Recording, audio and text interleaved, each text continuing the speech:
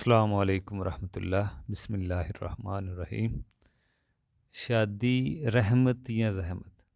دیکھیں، شادی ہمیں رحمت کو ہم نے زحمت بنا دی ہے۔ وہ کس طرح؟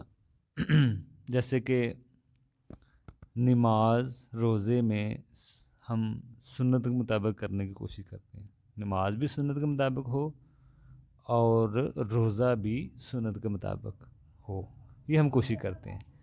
اسی طرح شادی نکاح میں بھی سنت دیکھنی چاہیے۔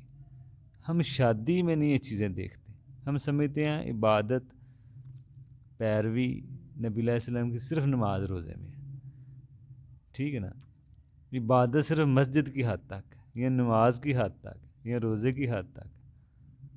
شادی اور جو نکاح طلاق رہن سہن گھروں میں، ان میں ہم اس کو ترجیح نہیں دیتے۔ تو شادی کو بھی سنت کے مطابق رکھیں، شادی کو بھی سنت کے مطابق کریں۔ نبی علیہ السلام نے جیسے سادگی سے کی ہے وہ کریں۔ اگر ہم شادی سنت کے مطابق نہیں کرتے تو یہ زحمت بن جائے گی، رحمت نہیں رہے گی۔ تو شادی جب ہم سنت کے مطابق کریں گے تو اس کے بہت سارے فوائد ہیں۔ ہمارے گھروں کا ماحول اچھا ہوگا، اس سے نکاح سے آنکھیں بھی محفوظ رہتی ہیں، شیطان کا جو رستہ ہے وہ بند ہو جاتا ہے۔ نکاح کے سادگی کے نکاح کے بڑے فوائد ہیں۔ اللہ تعالیٰ فرماتا ہے کہ جو تم میں سے بغیر نکاح ہیں ان کا نکاح کر دو، ٹھیک ہے نا؟ اب وہ چاہے جو بغیر نکاح کے ہیں وہ مرد ہوں یا عورتیں ہوں یا بوڑھے ہوں، مرد ہو عورت ہو۔ دیکھیں، ہم بعض اوقات بوڑھوں کو اگر شادی کرنے لگے تو ہم عیب سمجھتے ہیں۔ بوڑھا کو مرد ہے عورت ہے، اگر وہ شادی کرنا چاہیں ہم بچے عیب سمجھتے ہیں، ہمارے ماں باپ اگر شادی کرنا چاہیں۔ دیکھیں، سب کے لیے حکم ہے، جو بغیر نکاح ہے وہ ان کی شادی کر دیں، یہ شرعی حکم ہے۔ تو اس لیے اپنے آپ کے جو مزاج ہیں آپ کے جو وہ دین کے مطابق رکھیں۔ اللہ تعالیٰ کہہ رہا ہے جو بے نکاح وہ نکاح کر دیں ان کا، وہ بوڑھے بھی ہو سکتے ہیں، جوان بھی ہو سکتے ہیں۔ بوڑھوں کو بلکہ زیادہ ضرورت ہے خدمت کی۔ اگر کوئی بوڑھا مرد یا بوڑھی عورت شادی کرنا چاہیں تو آپ عیب نہ سمجھیں، بری نظر سے نہ دیکھیں، یہ غیر مسلموں کے طریقے ہیں، مسلمانوں کے طریقے نہیں ہیں۔ تو یہ اپنا جو مائنڈ ہے، ذہن ہے، وہ دین کے مطابق رکھیں۔ شریعت کا جو حکم ہے اس کے آگے طویلے نہ کریں، ہیلے بہانے نہ کریں۔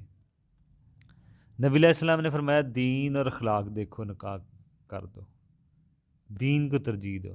دیکھیں، ہم خاندان کو ترجیح کر رہے ہوتے ہیں، برادری کو ترجیح دے رہے ہوتے ہیں۔ ہو سکتا ہے خاندان برادری قوم کوئی نیک ہو تو کوئی مسئلہ نہیں ہے، دین اخلاق دیکھو، وہ اپنا بھی ہو سکتا ہے غیر بھی۔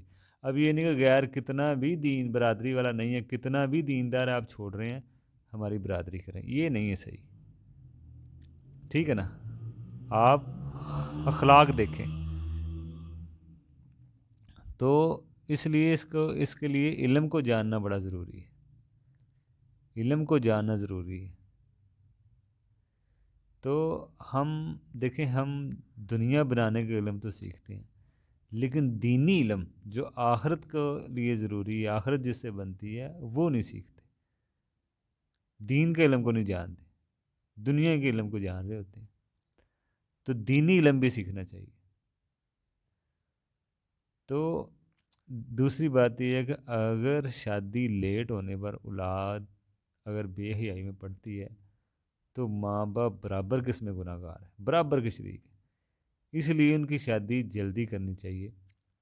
اگر ان کی شادی جلدی نہیں ہوتی، ان کو وہ ضرورت ہے، وہ گناہ میں پڑ رہے ہیں، تو اصل مجرم ماں باپ ہے جن کی شادی نہیں کر رہے۔ اکثر ماں باپ بچے دیکھا ہے وہ بالغ ہیں، نکاح کے قابل ہیں، وہ شادی کرنا چاہتے ہیں، ماں باپ شادی نہیں کرتے، تو یہ ان پہ گناہ آ سکتا ہے۔ اور جب شادی کریں تو دین اخلاق لڑکی کا دیکھیں۔ لڑکی کی شادی کر رہے ہیں، لڑکا دیکھیں نمازی ہے کہ بے نمازی ہے۔ بے نمازی کو مشرک کو لڑکی نہ دیں۔ بے نمازی کو بعض اہل علم نے کافر کہا ہے، مرتد کہا ہے، واجب القتل کہا ہے۔ تقریباً 3 امام اس طرف گئے ہیں کہ ان کو قتل کر دیں۔ ایک امام اس طرف گئے ہیں جو 4 مشہور امام ہیں کہ ان کو اندر جیل میں بند کر دیں، جب تک وہ نماز نہیں پڑھتا وہیں پہ رہیں یہاں تک اس کی موت ہو جائے، اتنا سخت معاملہ۔ اب جب لڑکی کی شادی کرتے ہیں لڑکا کو نمازی ہونا چاہیے، لڑکی لڑکے کی شادی کریں تو لڑکی نمازی ہونی چاہیے، بے نماز سے کسی کا نکاح نہ کریں، دین اصل ہے، دینداری کی بنیاد پہ شادی کریں، تقوی کی بنیاد پہ۔ یہ نہیں کہ آپ مال دیکھ رہے ہیں، خوبصورتی دیکھ رہے ہیں، دینداری نہیں بھی تو آپ کر رہے ہیں۔ آپ اگر آپ اپنے بچوں پہ آپ ظلم کریں گے، اگر آپ بچوں میں دینداری کی بنا پہ آپ شادیاں نہیں کر رہے اور بچہ اس سے بگڑ رہا ہے، آپ کی لڑکی بگڑ رہی ہے، آپ کا لڑکا بگڑ رہا ہے فاسق فاجر سے رشتہ کرنے میں، قیامت والے دن آپ مجرم ہوں گے۔ اس لیے اپنی تحقیق، اچھی تحقیق کر کے اچھی طرح دیکھ کے، صرف مال پیسہ نہیں، مال پیسہ بھی ہو سکتا ہے اگر کوئی دیندار ہے، صرف مال پیسہ دے کے خاندان دے کے نہ کریں اگر دینداری نہیں ہے۔ دینداری ہو تو پھر تو کوئی مسئلہ نہیں۔ تو اس لیے جو ماں باپ پیسہ دیکھ رہے ہیں، برادری دیکھ رہے ہیں، خوبصورتی دیکھ رہے ہیں، دینداری نہیں دیکھ رہے، اس سے بچے اگر اور بگڑتے ہیں دوسروں کے گھروں میں جا کے بے دینی کی وجہ سے، تو ماں باپ مجرم ہیں، ان سے پوچھا جائے گا۔ تو شادی شریعت میں آسان ہے، ہم نے اس کو مشکل کر دی ہے رکاوٹیں پیدا کر کر کے۔ یہ رحمت تھی شادی، لیکن ہم نے زحمت بنا دی ہے۔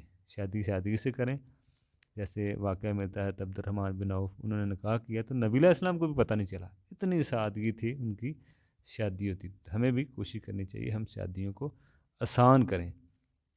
تو اس لیے اگر ہم شادی کو مشکل کریں گے تو آنے والے جو لوگ ہیں پیچھے، جو آنے والے جو لوگ ہیں، جو پیچھے ہیں نسلیں ہیں، جو دیکھیں گی اس کو، اور ان کے لیے ہم مشکل پیدا کر رہے ہیں، شادیوں کو مشکل بنا کے، رکاوٹیں پیدا کر کے۔ اس لیے شادی کو آسان رکھیں تاکہ جو ہمارے بعد جو لوگ آئیں ان کے لیے بھی آسانی ہو نکاح میں۔